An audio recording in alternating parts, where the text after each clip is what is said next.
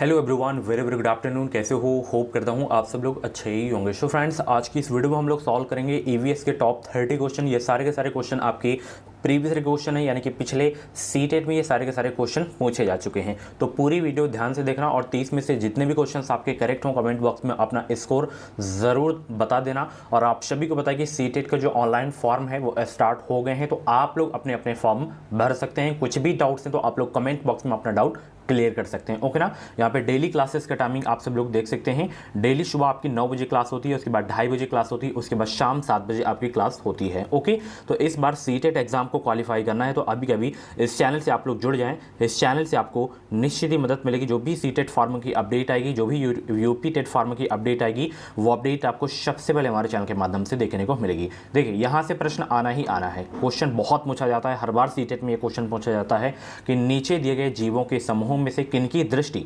श्रेष्ठ होती है तथा वे मनुष्यों की तुलना में 4 गुना अधिक दूरी की वस्तुओं को देख सकते हैं। मधुमक्खी, मच्छर, तितली नहीं। बाघ, तेंदुआ, सांड नहीं। सांप, रेशम कीट, छिपकली नहीं। चील, गरुड़, गिद्ध, ये जो हैं मनुष्यों से 4 गुना अधिक दूरी की वस्तुओं को देख सकते हैं। ओके, यहाँ पे आपका डी वाला बिल्कुल करेक्ट हो जाएगा। ओके, वेरी इंपॉर्टेंट क्वेश्चन है, स्टार लगाइए, नोट करिए इसे। आप लोग फटाफट नोट करिए, फटाफट नोट करेंगे सब लोग। चलिए अगला प्रश्न यहाँ पे देखना, पौधों का शिथिल होना किसकी वजह से होता है? प्रकाश संश्लेषण की वजह से है, या जो है वाष्पोत्सर्जन की वजह से, या अवशोषण, या श्वसन? बताइए सब लोग। राइट आंसर जवाब देने का प्रयास करेंगे। पौधों का शिथिल होना किसकी वजह से होता है? बहुत अच्छे डियर, सभी को गुड आफ्टरनून।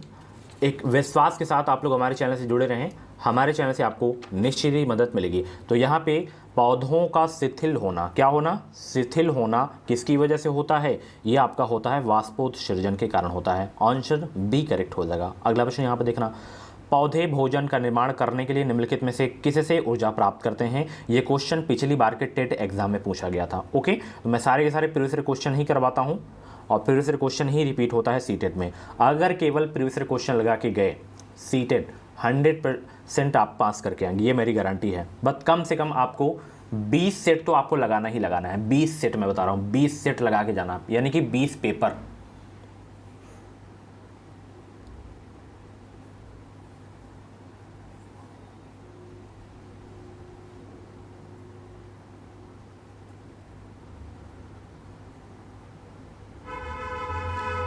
तो पौधे भोजन का निर्माण करने के लिए निम्नलिखित में से किससे ऊर्जा प्राप्त करते हैं? ये प्राप्त करते हैं सूर्य से। किससे? सूर्य से प्राप्त करते हैं। यहाँ पे आपका आंसर डी करेक्ट हो जाएगा। अगला प्रश्न यहाँ पे देखना, उत्तर प्रदेश राज्य में परीक्षा बांध किस नदी पर बनाया गया है? जैसे इस तरीके के प्रश्न आपके टेट के एग्जाम में पूछे जाते हैं। उत्तर प्रदेश राज्य में परीक्षा बांध किस नदी पर बनाया गया है? कल से जो आपकी क्लासेस होंगी उसमें पेडागॉगी के भी क्वेश्चन मैं लाऊंगा, यानी कि 15-15 वाला पूरा। तो बेतवा नदी पर आपका बनाया गया है। ओके, ये बांध। चलिए अगला प्रश्न आप देखना, मानवों के पेट में आमाशय रस की प्रवृत्ति जो है डॉट डॉट होती है और वह भोजन के पाचन में सहायता करती है। क्षारीय होती है या उदासीन होती है, उभयधर्मी होता है या अम्लीय होता है? बहुत अच्छे। मानवों के पेट में आमाशय रस की प्रवृत्ति होती है, वह भोजन के पाचन में सहायता करता है, तो वो आपका है डियर अम्लीय है। यहाँ पे आपका डी वाला बिल्कुल करेक्ट हो जाएगा। अगला प्रश्न वेरी इंपॉर्टेंट क्वेश्चन है कि भारतीय संविधान के किस मौलिक अधिकार में कहा गया है कि प्रत्येक व्यक्ति को अपनी इच्छा का धर्म अपनाने, उसका प्रचार प्रसार करने का अधिकार है? तो वो कौन सा अधिकार है? समानता का अधिकार, स्वतंत्रता का अधिकार, या शोषण के विरुद्ध अधिकार, या धार्मिक स्वतंत्रता का अधिकार? 126 का जवाब देने का प्रयास करेंगे सब लोग। भारतीय संविधान के किस मौलिक अधिकार में कहा गया है कि प्रत्येक व्यक्ति को अपनी इच्छा का धर्म अपनाने, उसका प्रचार प्रसार करने का अधिकार है? तो वो आपका है धार्मिक स्वतंत्रता का अधिकार। डी आपका बिल्कुल करेक्ट हो जाएगा। अगला प्रश्न यहाँ पे देखना, इनमें से कौन से खनिज उत्तर प्रदेश के मिर्ज़ापुर जिले में पाए जाते हैं? ये यूपी स्पेशल का क्वेश्चन है, क्योंकि आप लोग टेट भी देंगे।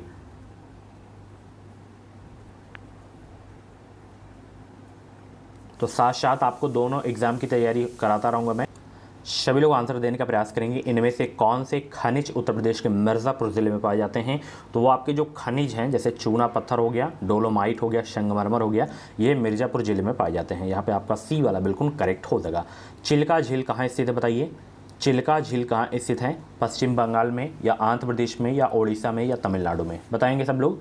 चिल्का झील स्थित है कहाँ? तो चिल्का झील स्थित है उड़ीसा में, खारे पानी की झील है। यहाँ पे आपका सी वाला बिल्कुल करेक्ट हो जाएगा। अगला प्रश्न आपकी स्क्रीन पे आ गया है, खादर और भांगार निम्नलिखित में जो है किस प्रकार की मिट्टी है? काली मिट्टी है या जलोढ़ मिट्टी या लाल मिट्टी या लेटेराइट मिट्टी? 129 का जवाब देने का प्रयास करेंगे सब लोग।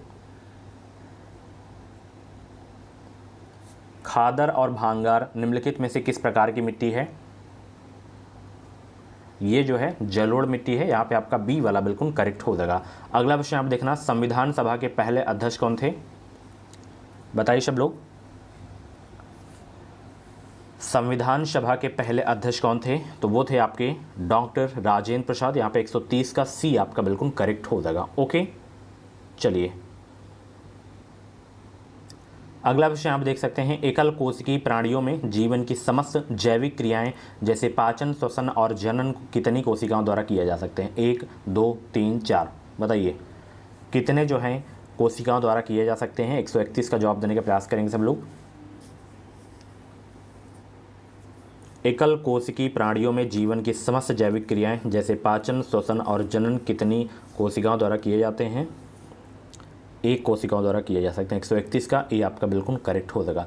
अगला प्रश्न आप देखना, भोटिया जनजाति जो अपनी पारंपरिक भव्यता, कला और पाक शैली के लिए व्यापक रूप से जानी जाती है किस राज्य में पाई जाती है? सिक्किम में या नागालैंड में या अरुणाचल प्रदेश में या त्रिपुरा में?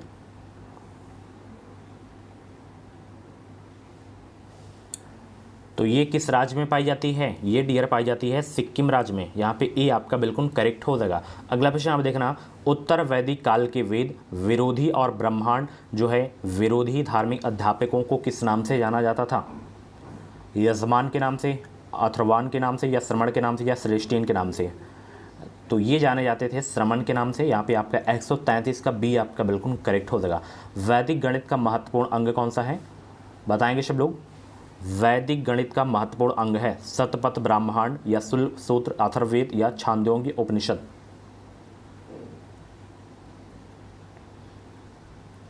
वैदिक गणित का महत्वपूर्ण अंग है शुल्ब सूत्र हो गया आपका। 134 का सी आपका बिल्कुल करेक्ट हो जाएगा। भारत में कुल कितने अंतर्राष्ट्रीय हवाई अड्डे हैं? 17 हैं। ठीक है, चलिए बहुत अच्छे। बायोगैस जो है किसका मुख्य घटक है?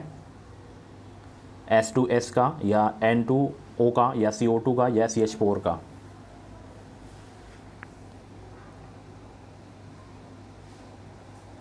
तो बायोगैस का मुख्य घटक है CH4 यानी कि मेथेन। 136 का डी आपका बिल्कुल करेक्ट हो जाएगा। वेदों की संख्या बताइए कितनी है? वेदों की संख्या, सरल प्रश्न थे, कम से कम 30 में से आपका 15 तो प्रश्न आपका सही ही होना चाहिए आज। वेदों की संख्या कितनी है? तो वेदों की संख्या कितनी है? 4, ऋग्वेद, यजुर्वेद, सामवेद और अथर्ववेद। ओके, चलिए बहुत अच्छे। प्राथमिक रंग कौन सा है इसमें? प्राथमिक रंग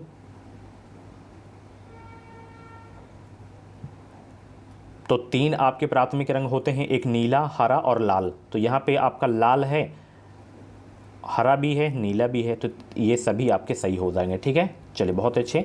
यदि एक पिता और एक माता का रक्त वर्ग क्रम ए और ओ है तो निम्नलिखित कौन सा रक्त वर्ग उनके बच्चे में संभव नहीं है? तो देखना, ये रक्त वर्ग से यानी कि ब्लड ग्रुप से एक क्वेश्चन सीटेट में ज़रूर पूछता है और मैं अच्छे से पढ़ा दूंगा इसके बारे में, जो टॉपिक आएगा इसका। और हो सकता है कि कल से मैं टॉपिक वैसी क्लास भी स्टार्ट कर दूँ, EVS मैथ, हिंदी पेडागोगी की, संस्कृत पेडागोगी की, तो उसमें ये सारे के सारे करवा दूंगा। EVS में रटा दूंगा कि कौन किसका क्या होता है, कितना % होता है, सारी चीज़ें मैं बता दूंगा। कौन किससे रक्त ले सकता है, ठीक है, सारी चीज़ें मैं बताऊंगा, डोंट वरी। तो यहाँ पे आपका ओ संभव नहीं होगा। ठीक है, चलिए अगला प्रश्न, निम्नलिखित में से कौन सा वाहन करित प्रदूषक नहीं है?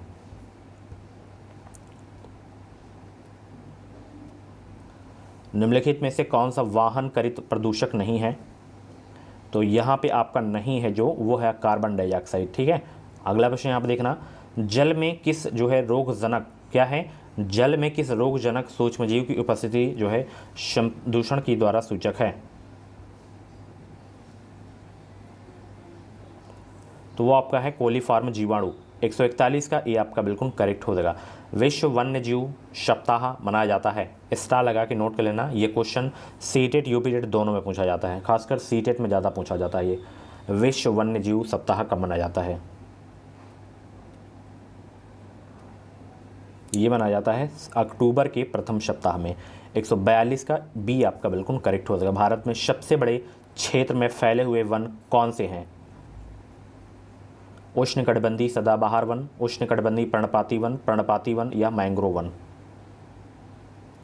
भारत में सबसे बड़े क्षेत्र में फैले हुए वन कौन से हैं? तो वो हैं उष्णकटिबंधीय पर्णपाती वन। 143 का बी आपका बिल्कुल करेक्ट हो जाएगा। अगला प्रश्न वेरी इंपॉर्टेंट है।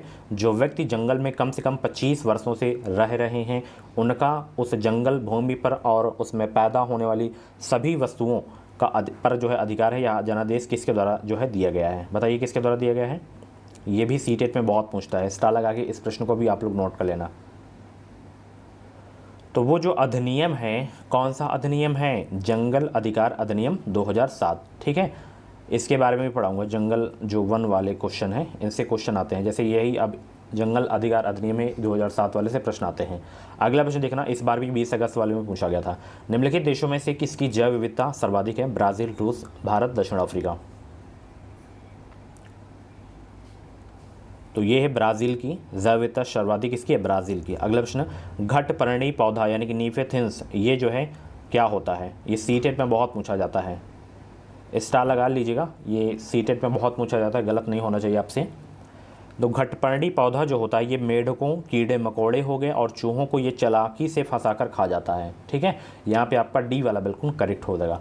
अगला प्रश्न यहाँ पे देखना, नीचे दिए गए खाद्य पदार्थों में से जो है किस समुच्चय में लौह तत्व प्रचुर मात्रा में होता है? वेरी इंपॉर्टेंट क्वेश्चन है, सीटेट में अक्सर ये पूछता है। 2019 में भी पूछा गया था यह प्रश्न,